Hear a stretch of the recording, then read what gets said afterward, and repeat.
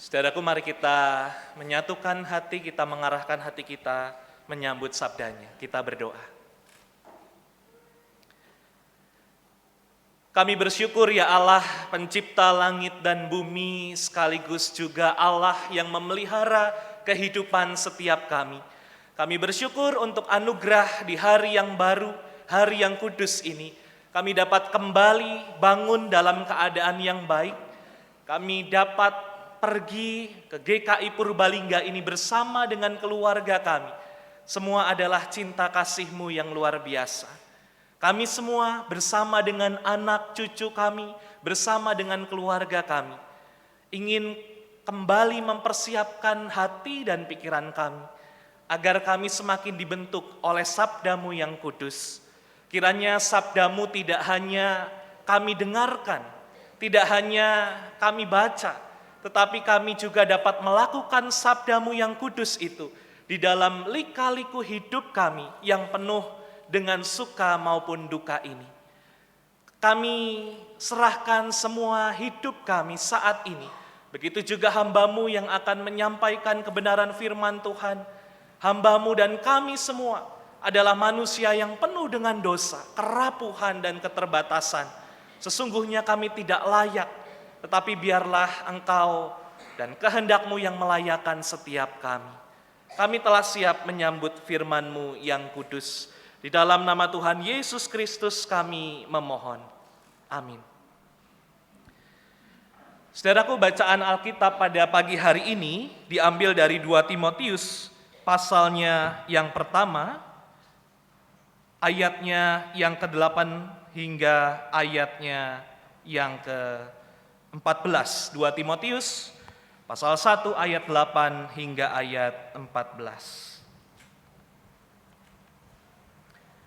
Jadi janganlah malu bersaksi tentang Tuhan kita, dan janganlah malu karena aku seorang hukuman karena Dia, melainkan ikutlah menderita bagi Injilnya oleh kekuatan Allah.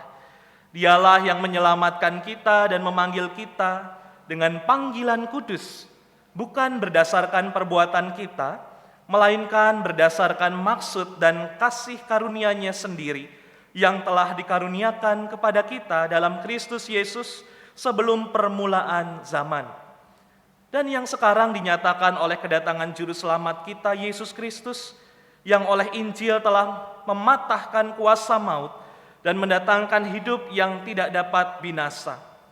Untuk Injil inilah aku telah ditetapkan sebagai pemberita, sebagai rasul dan sebagai guru.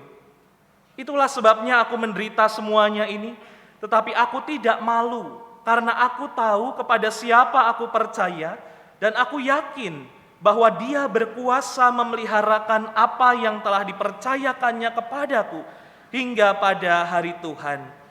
Peganglah segala sesuatu yang telah engkau dengar daripadaku sebagai contoh ajaran yang sehat, dan lakukanlah itu dalam iman dan kasih dalam Kristus Yesus. Peliharalah harta yang indah yang telah dipercayakannya kepada kita oleh Roh Kudus yang diam di dalam kita. Demikianlah bagian Alkitab yang kita baca saat ini. Berbahagialah setiap kita yang mau mendengarkan firman Allah dan yang memeliharanya. Haleluya.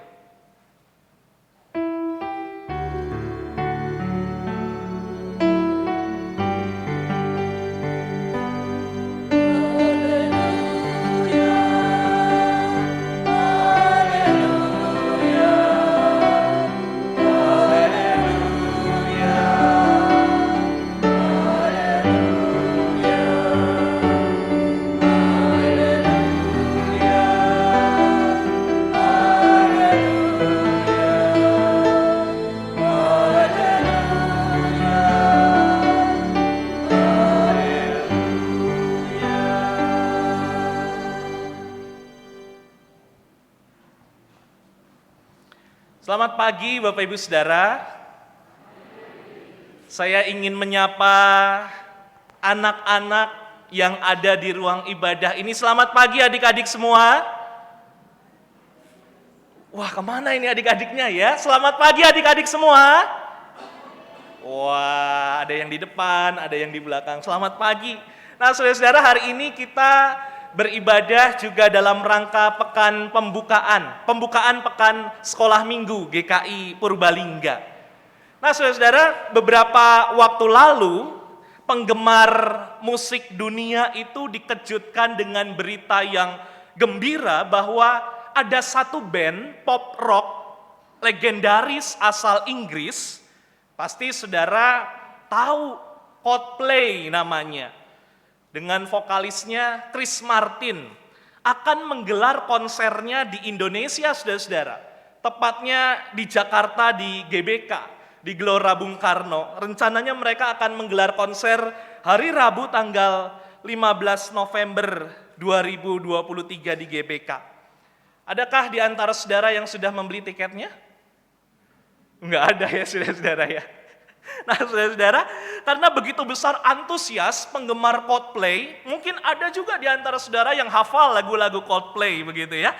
Kurang lebih sebulan lalu, tepatnya pada bulan Mei, terjadi war tiket konser Coldplay. Rebutan tiket, saudara, secara online. Kalau dulu zaman Bapak Ibu kalau nonton bioskop, biasanya kita ngantri di loket ya, saudara-saudara. Kita ngantri lalu sudah dapat tiket, kita masuk ke bioskop. Tetapi sekarang zamannya semua serba online, serba digital. Tiket pun dijual secara online. Dan saat itu saudara, ribuan penggemar Coldplay di Indonesia berusaha untuk mengakses situs website penjualan tiket secara bersamaan selama beberapa hari saat itu. Dan itu menciptakan lonjakan lalu lintas internet yang luar biasa. Dan persaingan itu begitu sangat ketat, saudara. Siapa cepat, dia dapat. Siapa cepat, dapat dan bayar tiket Coldplay-nya, dia dapat dan dia akan menonton nanti 15 November. Bahkan, salah seorang sahabat, dia sampai meminta bantuan joki, saudara-saudara. Just tip joki buat war tiket, buat dapat tiket secara online, buat rebutan tiket. Dia sendiri nggak berjuang, tapi dia minta bantuan joki, dia bayar joki untuk mendapatkan tiket Coldplay. Nah, seringnya tiket akan habis dalam hitungan menit atau bahkan detik setelah penjualan tiket dibuka. Dan kalau sudah dapat, saudara, senangnya bukan main. Beberapa teman mengupload tiket Coldplay ke media sosialnya. Entah itu di TikTok, entah itu di Instagram, entah itu di Facebook. Hore, saya dapat tiket, saya akan nonton Coldplay 15 November yang akan datang. Tetapi saudara, tidak lama berselang setelah tiket konser Coldplay dinyatakan sold out atau habis, muncullah sebuah tagar di Twitter. Muncullah sebuah istilah yang tiba-tiba booming, terkenal di Twitter. Hashtagnya adalah FOMO. FOMO. Apa sih FOMO itu, saudara? Fear of missing out. Ternyata adalah singkatan dari fear of missing out. Apa maksudnya? Saudara, mereka berbondong-bondong mengatakan, para fans Coldplay ini, mereka berbondong-bondong mengatakan, oh, tiket Coldplay itu habis bukan karena semua fans Coldplay yang beli. Bukan. Tapi juga banyak yang FOMO. FOMO itu dapat diartikan sebagai rasa takut kehilangan pengakuan dari publik. Pokoknya teman-temanku beli, saya ikutan beli. Saya nggak tahu lagu Coldplay itu seperti apa. Saya nggak tahu vokalis Coldplay seperti apa. Saya alirannya dangdut. Tapi teman-teman saya beli Coldplay. Saya ikutan belilah. Biar diakui keren. Biar diakui, wah luar biasa update soal musik. Nah, saudara-saudara, banyak orang, tiket habis gara-gara orang FOMO. Ikut-ikutan doang. Hanya untuk update di media sosial. Hanya untuk mendapatkan pengakuan dari khalayak umum.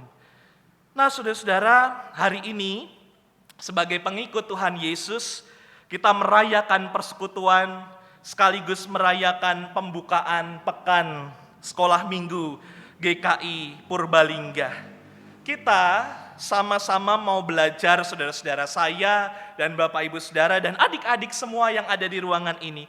Apakah kita sungguh-sungguh menjadi seorang Kristen yang mengalami Tuhan Yesus dalam hidup keseharian kita? Tidak cuma saat ibadah ini, tidak cuma saat di ruang ibadah GKI Purbalingga ini, tapi ketika kita keluar hari Senin, Selasa, Rabu, Kamis, Jumat, Sabtu, apakah kita benar-benar mengalami Yesus dalam hidup keseharian? Seorang teman bertanya begini, iseng saudara-saudara, apakah FOMO atau ikut-ikutan juga berlaku dalam kehidupan iman kita sebagai orang Kristen? Jangan-jangan iya saudara-saudara, Kristen menjadi hanya sebatas agama di KTP, hanya sebatas ikut-ikutan. Padahal menjadi Kristen bukan sebatas identitas, saudara-saudara. Nah, saudara-saudara, kita diminta untuk punya nilai, punya tujuan. Untuk apa saya menjadi seorang Kristen? Punya nilai yang diperjuangkan. Tapi bisa saja saya pikir, saudara, FOMO, ikut-ikutan terjadi dalam kehidupan iman kita. Yang lain tindak gereja kok, masa saya enggak? Nanti apa kata orang? Bukan itu, saudara. Ibadahlah, ikut pelayanan, hitung-hitung ngisi waktu di rumah kosong, sepi. Enggak ono wong, enggak ono kerjaan, mending tak lungo gereja wae. Mending pelayanan wae sambil ngisi waktu. Bukan itu, saudara. Lumayan ke gereja, bisa ketemu banyak teman, bisa sekalian jajan, saudara. Nah, ini saya zaman dulu ketika sekolah minggu, saya dulu beribadah di GKI Cimahi di Bandung, saudara-saudara. Saya nenteng Alkitab zaman dulu, saya nyegat angkot. Dikira rajin sekali ini ikut sekolah minggu di GKI Cimahi. Nenteng Alkitab ada tulisannya, karena tas itu pemberian hadiah Natal GKI Cimahi 2006. Saya jalan, saudara. Padahal motivasi saya ke gereja saat itu bukan untuk sekolah minggu, saudara. Ini pengakuan dosa di depan Bapak Ibu Saudara. Saya mau sekolah minggu, tetapi dengan catatan, saya itu harus beli batagor di depan GKI Cimahi karena batagornya enak. Motivasinya ke gereja beli batagor, saudara-saudara. Pokoknya bubarnya kapan? Emangnya udah, kalau sudah tercium, sudah enak itu, saudara. Nggak hanya saya, saudara, itu teman-teman saya satu sekolah minggu juga. Sama saat itu, beberapa teman juga sama. Nah, saudara-saudara, saya berefleksi, saya dulu juga mungkin sebatas ikut-ikutan. Sekolah minggu saya cuma ngisi absen, ditempel. Ditempel lagi biar dapat hadiah, ditempel lagi biar dapat hadiah. Pulangnya jajan. Tapi tenang saja, saya pagi ini juga sudah mengalami pertobatan jauh, saudara-saudara. Saya sudah bertobat ya, saudara-saudara. Nah, saudara-saudara, seiring berjalannya waktu, rasanya saya perlu tahu sebuah nilai hidup saya selama ini. Kenapa orang tua saya mendidik saya dalam iman Kristen? Siapa yang saya percaya itu? Siapa Tuhan Yesus yang saya percaya itu sehingga saya milih Kristen sebagai iman saya, bukan ikut-ikutan yang lain. Dan kalau kita merasa punya nilai dalam menjadi Kristen, kenapa tidak, saudara-saudara? Kalau kita kembali belajar untuk memeriksa apakah kita sebagai orang yang lahir di atas generasi anak dan cucu kita sudah berusaha memberikan teladan iman, atau jangan-jangan selama ini kita belum memberikan teladan iman pada anak-anak kita. Kita lebih seperti yang tadi dikatakan oleh adik-adik sekolah minggu di dalam pengakuan dosa dan kata pembuka, kita lebih sibuk dalam kehidupan kita sendiri-sendiri. Orang tua sibuk dalam urusan bisnis sehingga mentelantarkan anaknya. Apakah itu jangan-jangan, saudara-saudara? Nah, saudara, ada seorang psikolog yang menulis buku psikologi perkembangan bernama Elizabeth Hurlock. Dia penulis buku psikologi perkembangan, ia mengatakan dalam bukunya, ternyata masa kanak-kanak adalah masa di mana mereka tanpa ragu saudara, mengikuti dan menerima keyakinan iman yang diajarkan dari lingkungan yang paling utama, yang paling sentral bernama keluarga. Jadi anak-anak tidak ragu untuk mengikuti dan menerima apa yang mama papanya ajarkan pada dia. Saya masih ingat dulu di masa kecil ada satu lagu yang orang tua saya ajarkan. Bahkan ini lagu sekolah minggu, mungkin saudara masih ingat. Lipatlah tangan, tutup mata, kita berdoa pada Tuhan. Amin. Lalu orang tua saya, papa atau mama saya berkata, ikutin ya kata papa, ikutin ya kata mama, Tuhan Yesus, Tuhan Yesus. Indra mau bobo, Indra mau bobo. Tuhan berkati ya, Tuhan berkati ya. Amin, amin. Terus saya bobo dengan nyenyak, saudara. Saudara, di waktu kecil saya ikuti apa yang jadi kata-kata mama saya, kata-kata papa saya. Tanpa sering bertanya, kenapa berdoa harus lipat tangan ya? Kenapa berdoa harus tutup mata ya? Saudara, saya menerima apa yang menjadi didikan, apa yang menjadi kata-kata, bahkan keyakinan iman orang tua saya. Lalu ada kata ketika bernyanyi haleluya. Saya saat itu belum bisa bertanya, apa itu haleluya?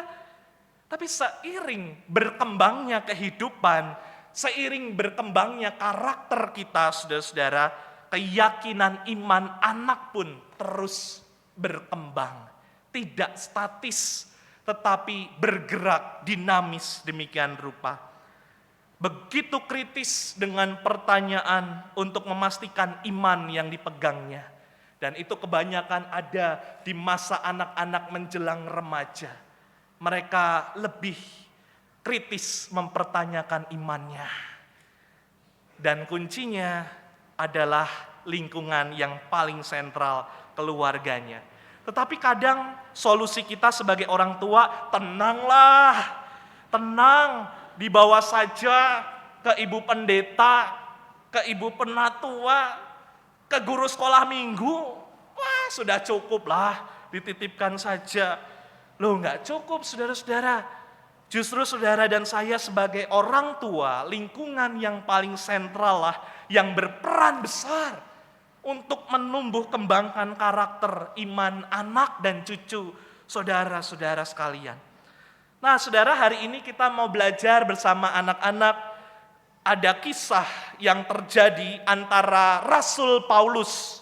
Saudara pasti tidak asing dengan Rasul Paulus dan anak rohaninya bernama Timotius.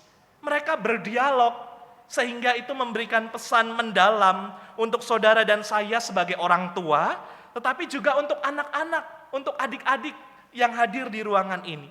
Apa yang bisa saudara dan saya pelajari dan bagikan pada anak-anak kita dari kisah Rasul Paulus yang menguatkan Timotius yang masih usianya remaja dan pemuda saat itu. Nah, saudara-saudara, yang pertama, Rasul Paulus memberikan pesan kepada Timotius yang masih muda. Jangan pernah malu melangkah bersama Yesus dalam hidup keseharianmu. Paulus berbicara itu loh saudara pada Timotius yang beranjak dewasa, saat itu usianya 21 tahun. Nah saudara, kenapa ya Rasul Paulus berkata jangan pernah malu pada Timotius? Kita lihat perkataan Paulus di dalam 2 Timotius 1 ayat 8 hingga 9. Saya mengundang kita semua, adik-adik juga membaca ayat ini bersama-sama. 2, 3. Jadi, janganlah malu bersaksi tentang Tuhan kita, dan janganlah malu karena aku, seorang hukuman karena Dia. Melainkan ikutlah menderita bagi Injilnya oleh kekuatan Allah. Dialah yang menyelamatkan kita dan memanggil kita dengan panggilan kudus.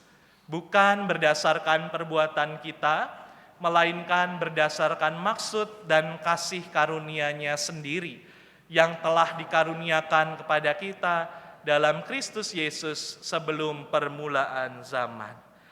Saudara, mengapa Paulus berpesan sedemikian rupa pada Timotius? Siapa sih sebenarnya Timotius itu? Kok rasanya penting dalam hidup Paulus? Nah, saudara-saudara, Paulus juga menarik. Di pasal pertama ayatnya yang awal, Paulus berkata kepada Timotius, agapeto tekno. Dalam bahasa Yunani diterjemahkan, anakku yang kekasih. Ini Rasul Paulus mengatakan kepada Timotius, dia menyapa Timotius, anakku yang kekasih.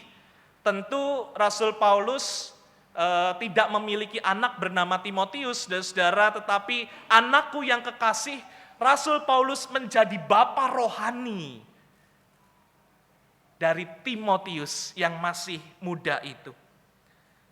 Ternyata Timotius saat itu punya talenta untuk memimpin. Leadership-nya keren, saudara-saudara. Ia juga bisa mengajar, sehingga Paulus menunjuknya sebagai wakilnya untuk memberitakan Injil di Asia Kecil saat itu. Nah, Timotius tumbuh besar, diajarkan oleh ibunya dan neneknya akan imannya pada Allah. Nah, Timotius ketika kanak-kanak dibesarkan, saudara-saudara, di kota Listra sebagai anak dari perempuan Yahudi bernama Eunike. Eunike adalah orang yang percaya.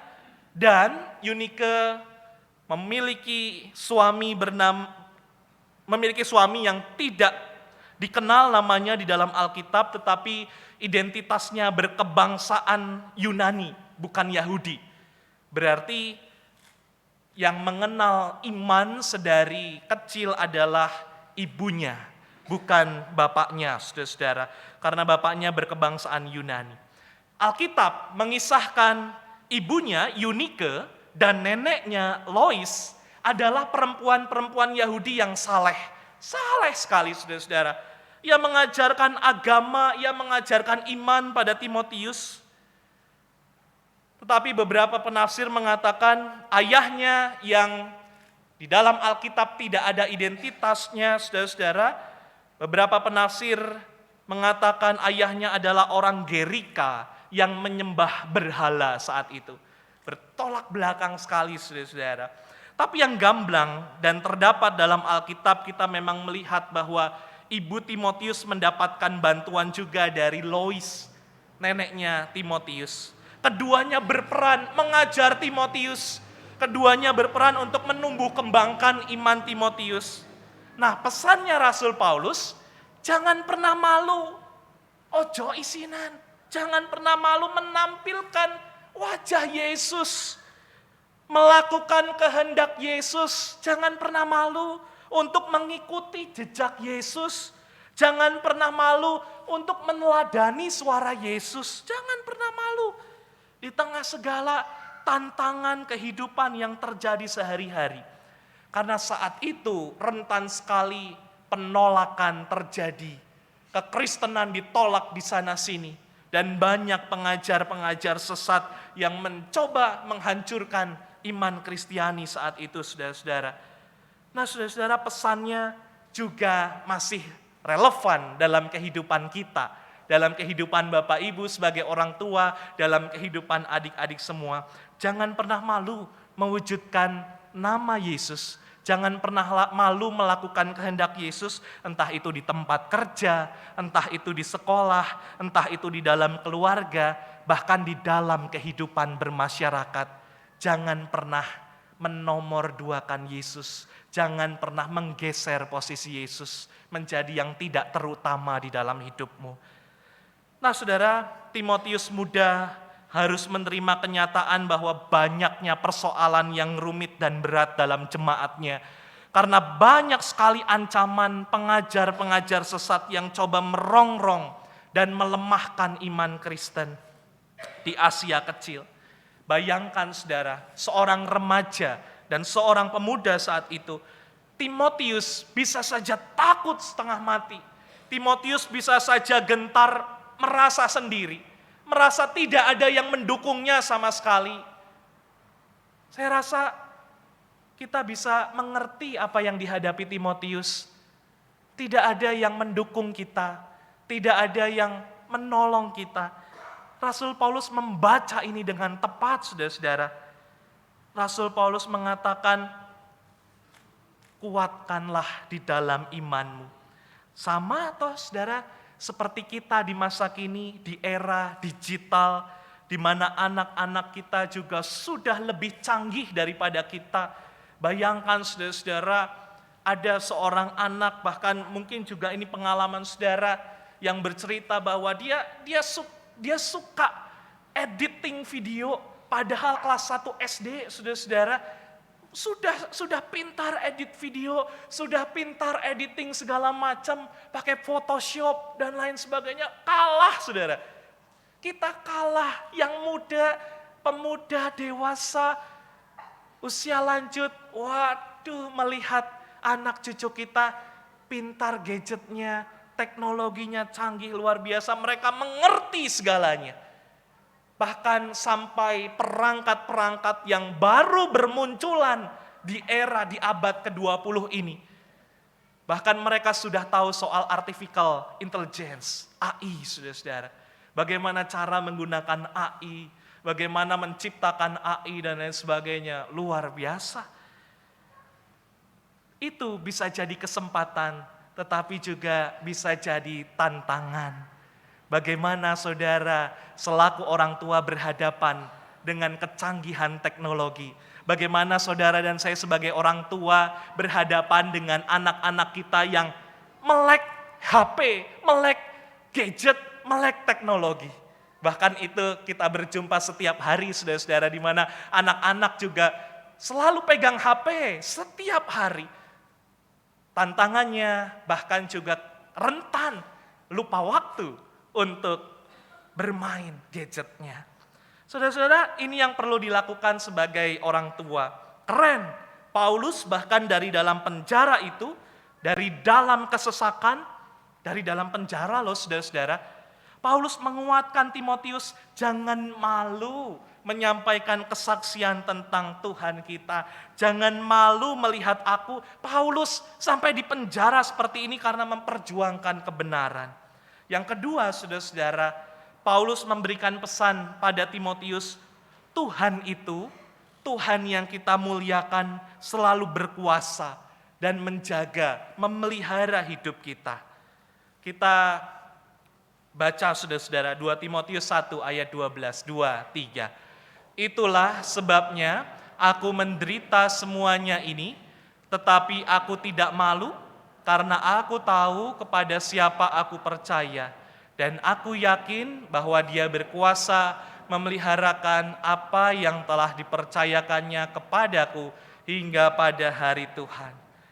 Saudara, ada satu kisah Daniel Whittle, berusia 21 tahun dan sudah bekerja sebagai akuntan di Chicago. Akan tetapi perang saudara-saudara pecah di Amerika antara dua negara bagian. Dan mau tidak mau, Daniel Whittle menjadi relawan dan harus berangkat ke medan perang. Dalam suatu pertempuran, ternyata ia cedera berat, sehingga ia harus kehilangan lengan kanannya. Lengan kanannya tertembak saat itu dan tidak bisa diselamatkan dan harus diamputasi. Dalam kesakitannya dan kesepiannya, saudara, sebagai tawanan musuh, Whittle ini bertanya pada Tuhan, Tuhan, kenapa hidupku sampai sebegininya? Tuhan, kenapa aku menderita sebegininya? Dia menunggu jawaban Tuhan dan dia merasa Tuhan tidak menjawab doanya. Rasanya tidak ada jawaban satu patah kata pun dari Tuhan.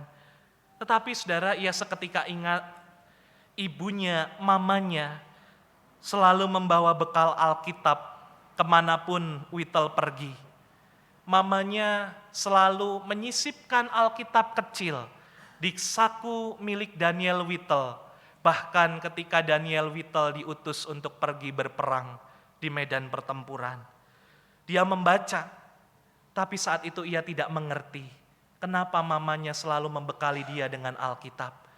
Dia membaca kitab Perjanjian Lama dan kitab Perjanjian Baru. Banyak cerita yang tidak ia mengerti. Saat itu saudara, setelah terbebas dari tawanan, singkat cerita, Whittle meneruskan hobinya menjadi pemusik di gereja.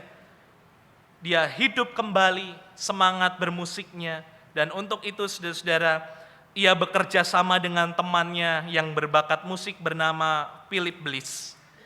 Namun baru saja kerjasama itu berlangsung selama 3 tahun. Philip Bliss tewas dalam kecelakaan kereta api. Dan di saat itu Daniel Whittle langsung pergi ke tempat kejadian. Dia melihat betapa gerbong-gerbong kereta api hangus semua, hancur terbakar. Dan tubuh Philip Bliss tidak bisa dikenali lagi. Tubuh sahabatnya tidak bisa dikenali lagi karena terbakar habis. Lagi-lagi Whittle saat itu bertanya sambil menangis hebat, Tuhan, di mana Engkau? Kenapa perjalanan hidupku seperti ini? Kenapa aku harus kehilangan sahabatku? Kenapa harus seperti ini Tuhan? Tetapi saudara, saat Whittle menengadah ke langit, ketika dia bertanya pada Tuhan, dia disapa oleh seorang yang juga meratapi kematian Philip Bliss, yaitu James McGranahan. Beliau adalah guru seni suara dan pemimpin paduan suara di salah satu gereja di Amerika Serikat. Perkenalan Whittle dan McGranahan kemudian membuahkan kerjasama dan pelayanan yang luar biasa di bidang musik. Salah satu buah kerjasama itu adalah sebuah lagu yang berangkat dari pergumulan iman Whittle yang penuh dengan derita. Dia harus kehilangan lengan kanannya. Dia harus kehilangan sahabatnya karena kecelakaan kereta api. Dia harus meniti perjalanannya yang tidak mudah. Tetapi saudara, Daniel Whittle saat itu mengatakan, di tengah semua kepahitan itu, ada kekuatan hangat sekali yang mengalir dari dalam sakuku, yaitu Alkitab yang mamaku sudah titipkan. Yaitu kata-kata mamahku dan pengajaran dari mamahku yang selalu menguatkanku. Mengapa aku menderita, tetapi mengapa juga masih ada cintanya? Aku gak habis mengerti. Aku gak tahu itu. Aku gak bisa menjawab.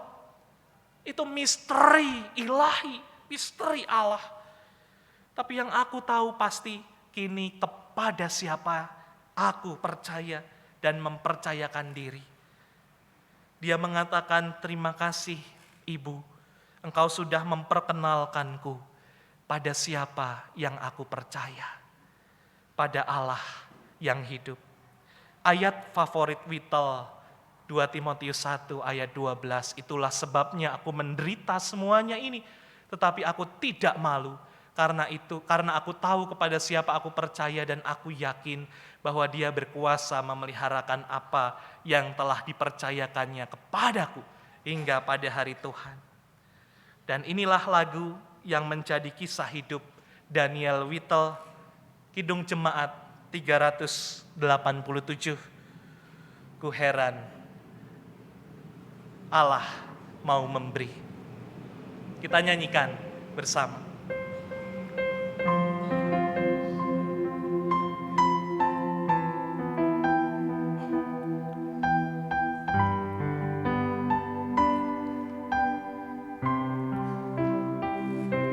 Ku heran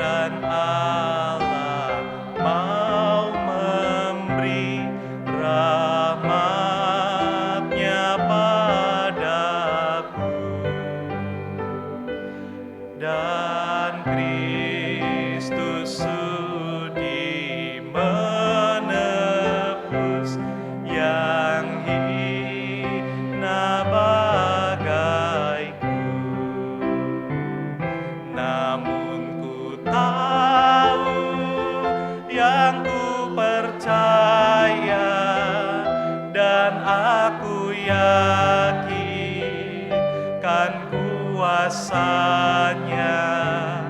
Ia menjaga yang kutaruhkan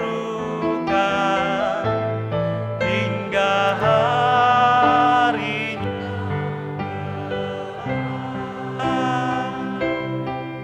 seluruh jalan hidupku tetap rahasia.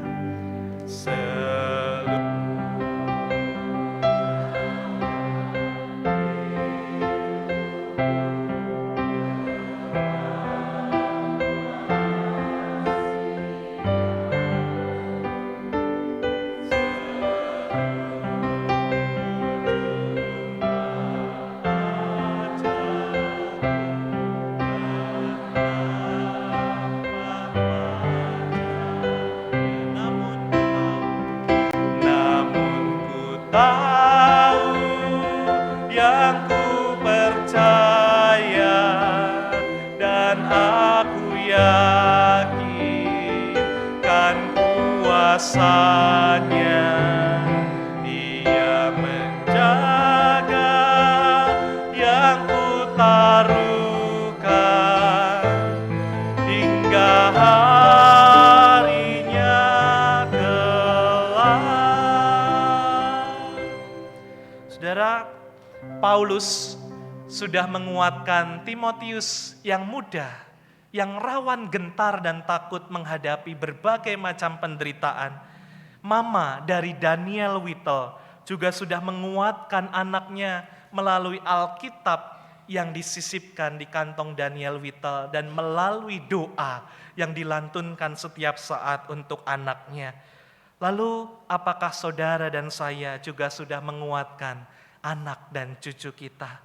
Niscaya kalau saudara berusaha menguatkan, mengajari, dan menolong anak cucu kita firman Tuhan, Allah akan merahmati saudara.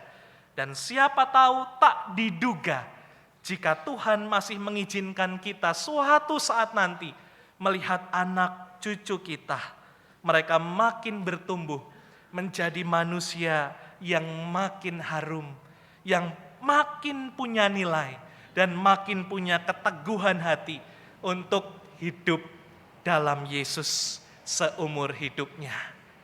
Semoga Tuhan memberikan kesempatan untuk melihat anak dan cucu kita berbuah dan bertumbuh. Amin.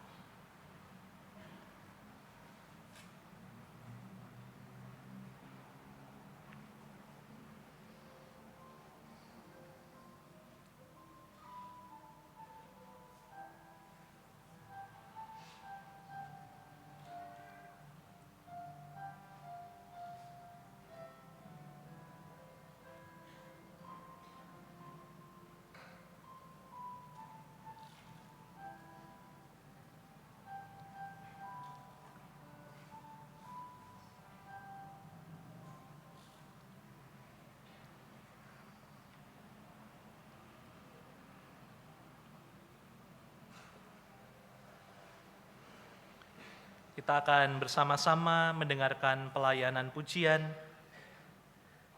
dari tim keroncong Gereja Kristen Jawa.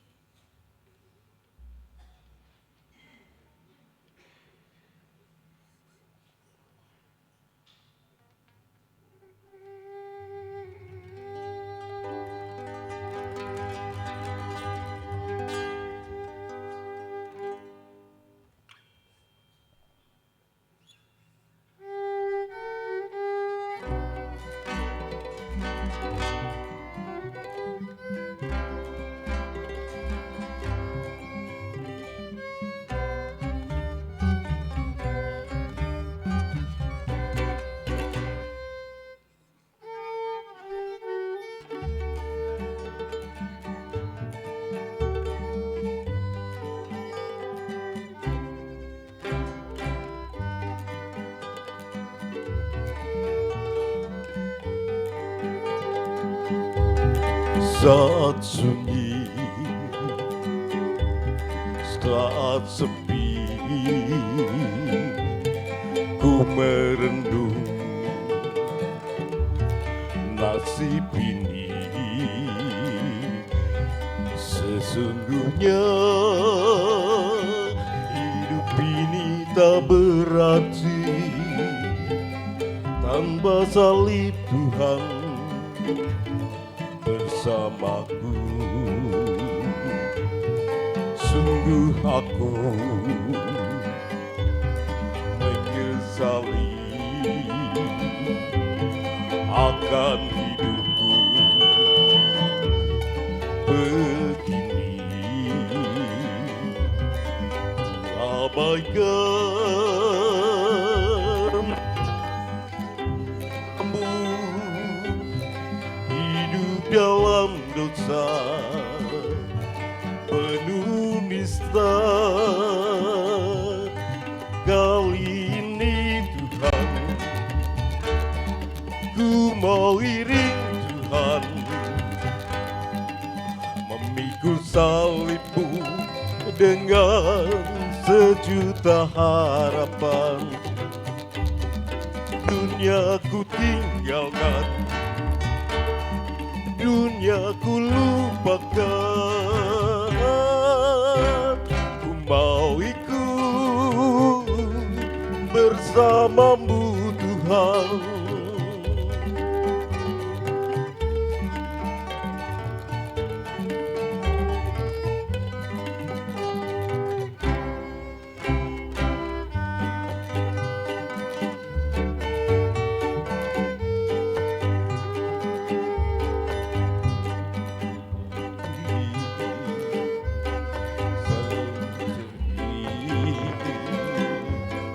Akan hidupku begini, ku abaikan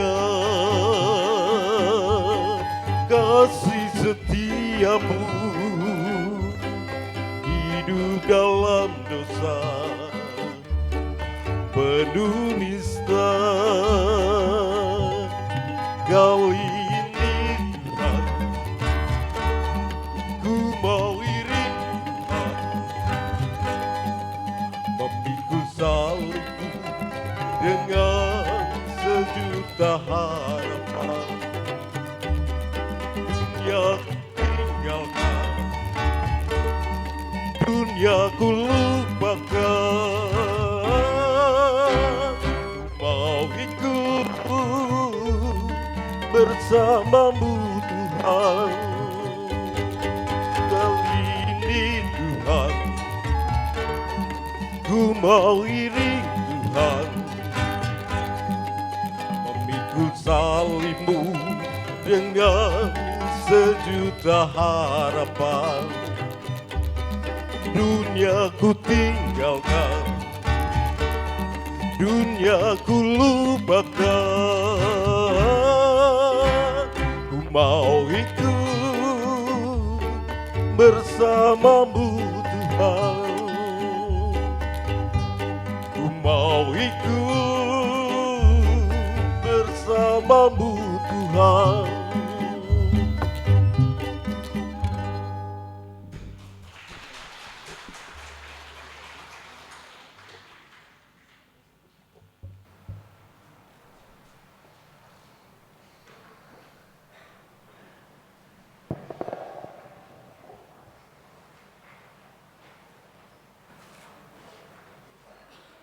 Marilah kita bersama dengan umat Allah di masa lalu, masa kini, dan masa depan mengingat janji baptisan kita dengan mengikrarkan pengakuan iman rasuli demikian.